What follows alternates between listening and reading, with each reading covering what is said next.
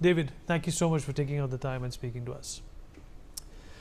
All right, at this point in time, Mr. Keith Vaz, former Member of Parliament of United Kingdom, is also with us. Keith, appreciate you being here, and thank you once again for taking out the time and speaking to Newsx. How do you see India's efforts to send delegations to 32 countries to seek unity against terrorism?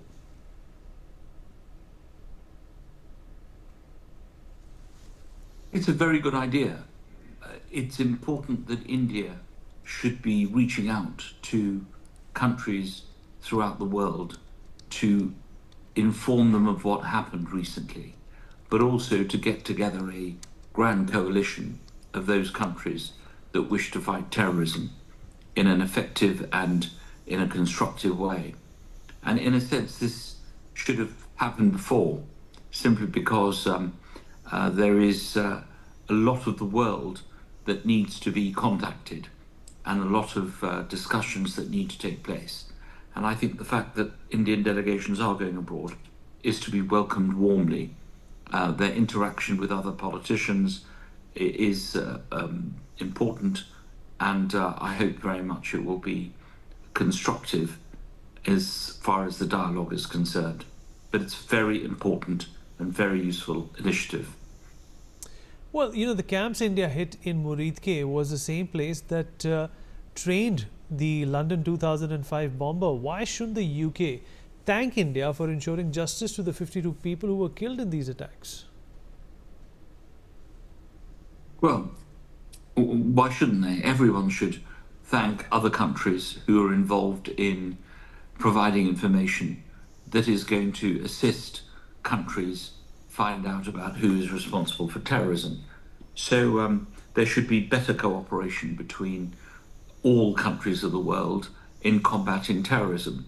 India has an important part to play because it's got a very effective defense system, and its security system is developing very strongly. So, of course, India should be commended for any help that they've given in terms of fighting to combat terrorism. Right, from Paris 2015 to Charlie Hebdo shooting to Madrid train bombings and the London attack, why do you think, the world has not been able to tackle challenges that have been put forth by radical Islam? I think there have been attempts to do that. The problem is sometimes countries tend to use these groups in a way to combat other groups. There's an old saying about your enemy's enemy is your friend.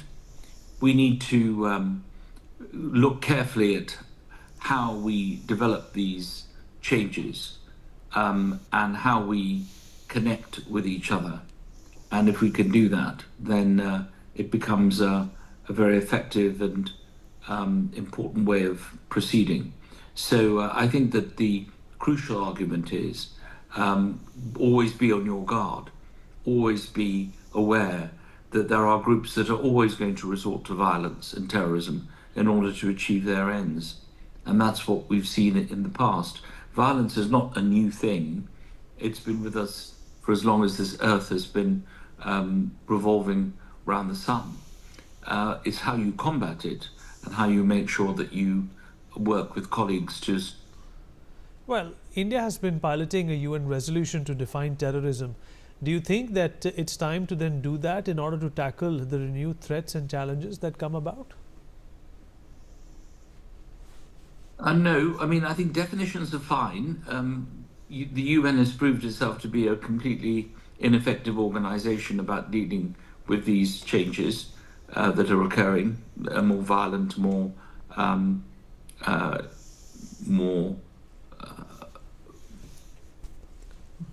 negative approach.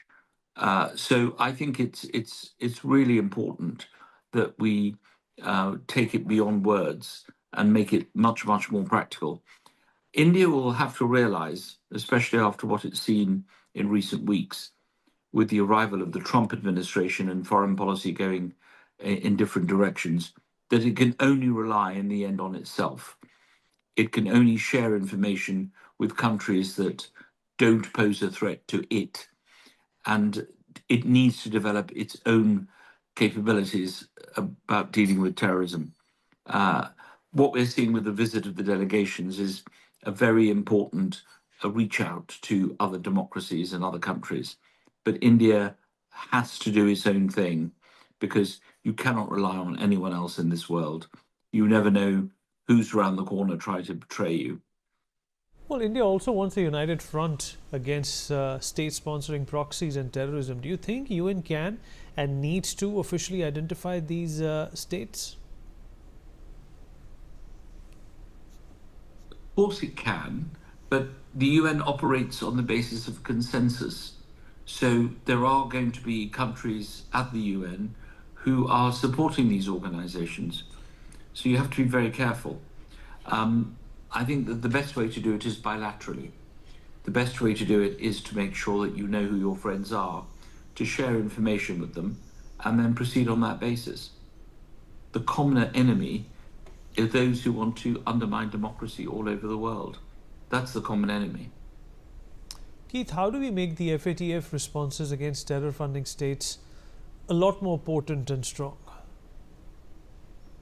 I think that we need to present the evidence to those countries and those organizations that are providing aid. And if they are clear examples of this, we need to make sure that it's dealt with practically. And I hope it will be. I hope that we will never deal with countries that are supporting terrorism. Keith, do you think that the world needs to hold terror state sponsors accountable in one voice, and the failure to do that actually helped lift the spirit of these terror groups? That's a very important question. You're right. I think the failure to act in a very, very strong and effective way, I think that is a problem that needs to be addressed. Well, if the Pakistan Defence Minister accepts in interviews that they have harbored terrorists, why can't Pakistan be pulled up for being a state sponsor to terrorism? Well, that is a matter for India to make that case and present its evidence at the UN. Unfortunately, India does not have a seat at the Security Council, and it should have. India should be represented at the highest levels of international democracy. An attack on the democracy of India is an attack on the democracy of every other country in the world that believes in democratic values. Nobody should think that there is an even playing field where terrorism is concerned. You need to be very, very strong in calling it out and dealing with it. And at the moment, I'm afraid the Security Council of the UN is not doing that. It's just sadly failed to do the job that it was supposed to do. It needs to be modernized. It needs to be changed. We need new countries on there, like Brazil and India. You know, it's still remarkable to me, as a former minister in the British government, that India is actually still not on the Security Council. I can't believe this. Well, do you think democratic nations like India and the United Kingdom can see better collaboration on security and terror? And how do we make sure that happens? 7 mechanism. You will see that the G7 has a particular section just dealing with counter-terrorism and violent extremism. But that's only 7 countries of the world, and they don't even represent, in terms of numbers, the big nations.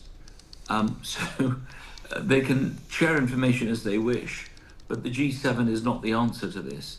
The answer to this is to be very firm on those principles of democratic values, to abhor terrorism in any shape or form, but also to understand that you can't trust everybody. You really need to develop these capabilities yourself. And I think that's what India should do. They shouldn't rely on anyone else. They've got the ability, the clout, the financial resources, and the brain power to do this on its own. And I hope India will. Keith, appreciate you joining us. Thank you so much. Well, Mr. Christian Connaught, Professor of International Security